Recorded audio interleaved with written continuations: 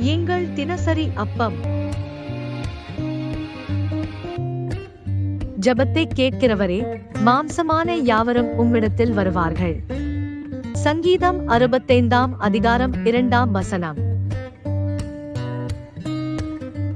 பிரியமானவர்களே, ஜெபத்தை கேட்கிற தேவன் உங்களை பார்த்து சொல்கிறார், உன் அங்கலாய்ப்புகளை, உன் துயரத்தின் வேதனைகளை கேட்டேன். உங்களுடைய வாழ்க்கை வனாந்திரத்திலே அடைக்கப்பட்ட சூழ்நிலை போன்று இருக்கிறதா? எல்லோராலும் புறக்கணிக்கப்பட்ட நிலையில் இருக்கிறீர்களா? எந்த வழியும் இல்லை, எந்த உதவியும் இல்லை, எனக்கு யார் இருக்கிறார்கள், கைவிடப்பட்ட நிலையில் இருக்கிறேன் என்று கண்ணீரோடு புலம்புகிற உங்கள் துயரத்தின் சத்தத்திற்கு கர்த்தர் செவிசாய்ப்பார்.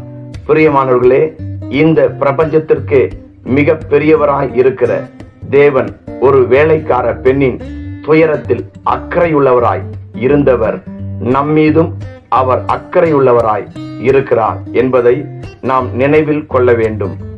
ஆமென்.